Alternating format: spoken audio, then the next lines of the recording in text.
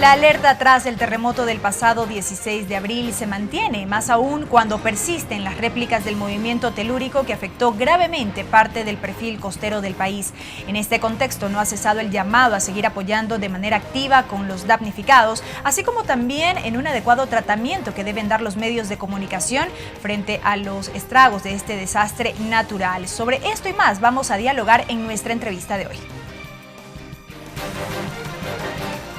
Edgar Vega, licenciado en Comunicación Social por la Universidad Central del Ecuador, doctor en Teoría de la Literatura y Literatura Comparada por la Universidad Autónoma de Barcelona, coordinador académico de la Maestría en Estudios de Recepción Mediática de la Universidad Andina. Edgar, bienvenido a TVL Noticias. Muy bien, muchas gracias a ti. Lo decíamos ya un poco en la presentación de esta entrevista, se ha hecho un llamado permanente a la ciudadanía a seguir colaborando, a seguir sumando el hombro frente a este desastre que azotó gravemente parte de la costa ecuatoriana, pero también este llamado reiterado a los medios de comunicación en función del tratamiento que deben dar a la información que se va generando a propósito, por ejemplo, de las réplicas que se produjeron el día de hoy. Comentar aquello. Muy bien. Primero agradecer la presencia, extender mi solidaridad a todas las personas que todavía siguen viéndose afectadas, a todos nosotros que todavía nos seguimos sintiendo afectados por la magnitud de todos estos eventos telúricos. Señalar que como comunicador me parece que este tipo de eventos lo que hacen es poner en emergencia las debilidades que la comunicación en general tiene y los medios de comunicación frente a desastres como estos. Entiendo que parte de la deontología de cada uno de los medios será la de llevar con apego muy ético un protocolo frente a los desastres. Pero nuevamente volvimos a ver en la madrugada y en el mediodía de hoy cómo hay una dificultad de los medios en general. Aquí no se puede particularizar a un medio en específico. Si es público, si es privado. Exactamente, para trasladar de la manera más adecuada la información más oportuna a la población. ¿Cuál es la debilidad que vemos en esencia? A ver, me parece que hay un cierto temor a manejar las fuentes con completa pertinencia, ¿no? Es decir, si el Instituto Geofísico es la fuente autorizada, el debate que se plantea es ahí si la información tiene que ser la del Instituto Geofísico o la del COE o la del Ministerio de Seguridad, me parece que es, ¿no? El Ministerio Coordinador de Seguridad. Gestión de riesgos, exactamente. Además. Y en ese procedimiento, los más retrasados en recibir la información somos los ciudadanos. Ayer, por ejemplo, perdón, en la madrugada, los medios de comunicación no tenían la información pronta hasta más o menos después de una media hora de sucedido el temblor. Y la única información que uno tenía era el Twitter del Instituto Geofísico. Fíjate, entonces creo que eso genera ansiedad en la población. Y ahí nos referimos a lo que ocurrió precisamente esta madrugada. Pero no? ¿qué decir el pasado 16 de abril cuando se produjo el evento principal y en donde hubo, exactamente, no hubo una información inmediata de parte de los medios? ¿Cómo no? Ahora, sí creo que es importante tener un código o generar un código de ética dentro de los propios medios, que quizá, fíjate, que ni siquiera puede venir desde la ley de comunicación, sino desde los mismos medios, para tener una reacción consensuada respecto a qué hacer, ¿no?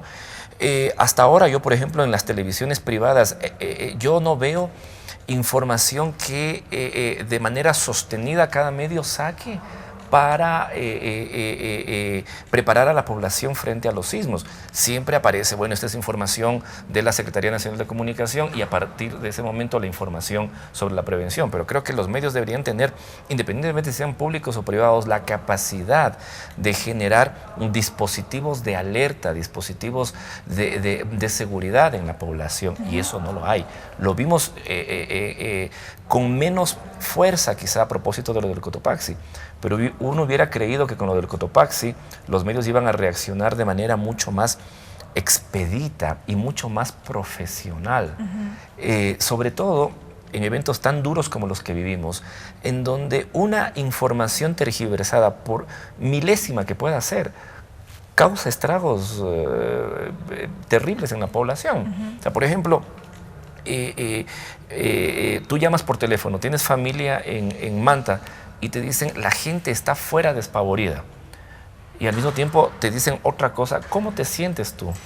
¿Cómo reaccionas? ¿Y cómo reacciona la misma población de Manta, por ejemplo? Entonces, fíjate, creo que ahí, sin pretender que tengamos una visión homogénea del conflicto, del episodio telúrico, pero sí deberíamos tener una ética para que el interés de los ciudadanos esté por encima incluso de las mismas limitaciones técnicas y profesionales de los mismos medios. Pero procedimiento que debe evidentemente estar ligado a lo que se genere desde las fuentes oficiales, porque en este sentido se ha hecho un llamado permanente a hacer remitirse, en este caso, a las fuentes oficiales que generan la información.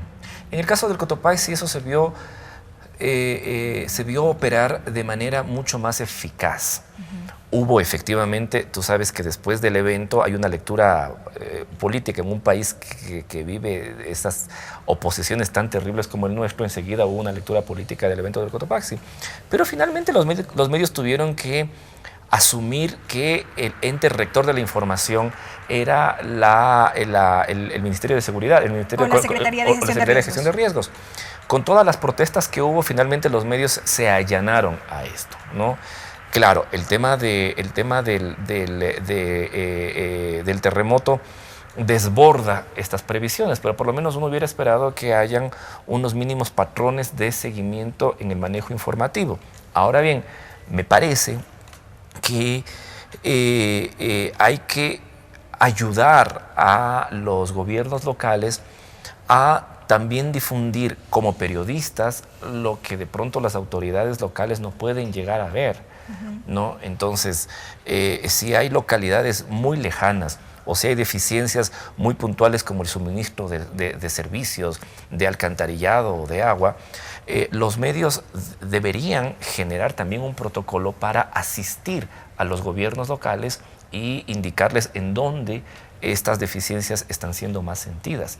Eso no se ve. Hay como el privilegio de la disputa política por encima incluso del mismo conflicto. Ahora bien, volviendo al tema de la información de fuente oficial, ¿cómo entender cuando hay quienes argumentan, nos obligan a emitir la información oficial y eso en cierta medida coarta nuestra libertad de informar en función de cómo consideramos o estamos viendo que están sucediendo los eventos? ¿Cómo se entiende eso? Yo creo que desgraciadamente el conflicto político prima por encima del interés ciudadano, ¿no? Eso yo creo que sí, que los mismos medios están haciendo una tarea autocrítica, deben reconocerlo. Por eso me parece que debería haber un compromiso ético de los medios para trabajar conjuntamente con los gobiernos locales. O sea, yo creo que aquí se desdibuja mucho el panorama y se plantea que hay una voz oficial que tergiversa de suyo ya la realidad. Que debo decir también, como una autocrítica a los medios oficiales, también podría estar pasando y también puede pasar, ¿no? Porque finalmente el manejo de la información es tan rápido, es tan inmediato, que muchas cosas se pueden estar pasando por alto. Pero ahí no sería más bien un sentido de no generar mayor alarma en la ciudadanía. Sí, pero creo que la manera en cómo uno genera menor alarma es distribuyendo entre la ciudadanía la información cierta, pero además en emergencia las soluciones, las alternativas. Es decir, cuando tú planteas en una situación de emergencia una información completamente alarmante, es porque básicamente no estás proponiendo una alternativa. No estás proponiendo una alternativa. Ahora, pongamos el caso más dramático en manejo de gestión de riesgos en términos comunicacionales, que fue lo del huracán Katrina. En el caso del huracán Katrina hubo zonas de la información muy desprotegidas, entre otras cosas porque no convenían ni a la administración local, pero tampoco a las aseguradoras. Entonces, fíjate, ahí había una intención por sesgar la información. Me parece que ese es el extremo más peligroso, y fue la organización ciudadana la que develó la crudeza de lo que pasó con Katrina, tanto así que siguen existiendo documentales, películas que hablan sobre lo que no se dijo. Yo esperaría que después de 2, de 3 años no hayan producciones o documentales que hablen sobre lo que no se dijo de manera oficial sobre lo que pasó en el terremoto. Yo esperaría como ciudadano, como comunicador, pero además como consumidor de información, que eso no llegue a pasar. Pero creo que eso es responsabilidad, primero de los medios públicos, pero también del acuerdo cívico que los medios públicos lleguen a tener con los medios privados. Mantenemos este diálogo con Edgar Vega, catedrático y también experto en materia de comunicación. Usted comentaba sobre la necesidad de manejar estos protocolos a nivel de los medios de comunicación para el manejo de este tipo de información, sobre todo cuando hablamos de este tipo de desastres naturales que evidentemente no los podemos proveer, sus magnitudes pueden llegar a ser trascendentales, como lo que ocurrió en este caso en la costa de nuestro país. ¿Cómo lograr aquello que usted plantea? ¿Cómo avanzar hacia aquello? ¿Hay todavía limitantes muy arraigadas que lo impiden? Sí, sin duda. Yo creo que una de las principales limitaciones tiene que ver con la falta de, no me gusta usar esta palabra, pero no se me ocurre otra, la falta de empoderamiento que los medios tradicionalmente han dado a los ciudadanos. Los medios en nuestro país, a diferencia de lo que ha pasado con los medios públicos europeos o los medios públicos en otros países de América Latina, son muy nuevos, los medios públicos. Pero además los medios privados han mediado extremadamente la relación con las audiencias, planteando una relación casi tutelar con las audiencias. Y eso ha impedido que problemas críticos, problemas ciudadanos, problemas de orden nacional queden pospuestos a la voluntad o no, o a la temporalidad o no, o a la decisión o no de que los medios, en este caso privados y también públicos, debo decirlo, sean sensibles a las informaciones de interés nacional. Te pongo un ejemplo. En los medios locales todavía no hay un código, sean privados como públicos, todavía no hay un código de ética para tratar el tema de la violencia de género. La violencia de género es un problema lacerante en nuestro país. Y cuando ocurre un tema de femicidio, por ejemplo, los medios no se activan como se deberían activar para el tema de la crisis, por ejemplo, para procurar en las víctimas medidas de reacción, medidas de empoderamiento y para que la víctima sepa a dónde ir. Si no pasa eso con la violencia de género, si no pasa eso con el racismo, por ejemplo.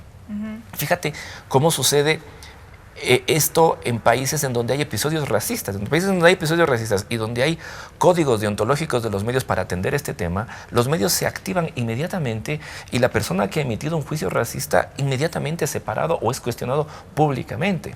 Aquí tiene que pasar una serie de episodios para que el tema se judicialice, pero deja de estar en la conciencia ciudadana. O inclusive el tratamiento de ese tipo de información hasta cierto punto con un tinte de morbo.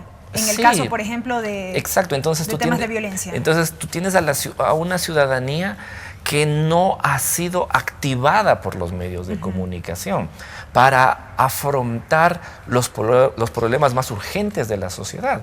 Entonces, cuando pasa lo que pasa con el terremoto, cuando vemos efectivamente que hay una cantidad enorme de reacción de la ciudadanía, de solidaridad, unos episodios extremadamente hermosos y conmovedores de solidaridad en la población, los medios no son capaces, privados y públicos, de sostener esa solidaridad. Y claro, lo que organizan son las tradicionales jornadas de la beneficencia pública, de las cuales este país es, yo diría, prácticamente víctima, porque aquí hay un evento de pobreza, hay una condición de pobreza, hay una condición de marginalidad, hay una situación calamitosa como la del terremoto, y la salida de los medios inmediatamente son las teletones, los festivales y todo, cuando el medio tiene que estar activado para que la solidaridad se mantenga, pero que además la solidaridad se cualifique, ¿no? Allí, en ese sentido, ¿no habría también un problema en cuanto a falta de especialización en este tipo de temas para el manejo de este tipo de información? Yo creo que sin duda, eso es cierto. En la universidad en la que yo doy cátedra, hay se está llevando una maestría en comunicación estratégica que afronta estos temas, pero está más planteado en términos de la comunicación política. Creo que efectivamente necesitamos que comunicadores y periodistas trabajen más sostenidamente en este tema. Nosotros acabamos justo unas semanas antes de producido el terremoto del 16 de abril, de desarrollar un curso avanzado para comunicadores que trabajan con el sistema de salud para infantes en situaciones de emergencia. Esta vez fue el tema del Zika, que lo hicimos juntamente con la UNICEF. Pero ves, es una tarea que es casi pionera e insular en nuestro país. Yo creo que eso es importante. Es importante que los comunicadores y los periodistas estén capacitados, pero es importante que los medios, sea del tipo que sean, tengan conciencia de que no están en lugar de la ciudadanía, sino que están para que la ciudadanía se empodere en términos ciudadanos y no al revés, ¿no? Me parece que eso es lo que en el fondo esta crisis deja como deuda en el escenario de la comunicación, en el escenario del periodismo. Los ciudadanos somos como un pretexto para los medios y deberíamos ser los sujetos de los medios. Correcto, muy importantes todos estos aportes. Edgar, gracias por habernos acompañado. Ha sido Edgar Vega, catedrático, y con quien hemos dialogado alrededor del tema del manejo precisamente de la información, el tratamiento de la información que se ha dado a partir del evento principal, que fue este terremoto del pasado 16 de abril, y también las réplicas que se han seguido produciendo en el transcurso de los días.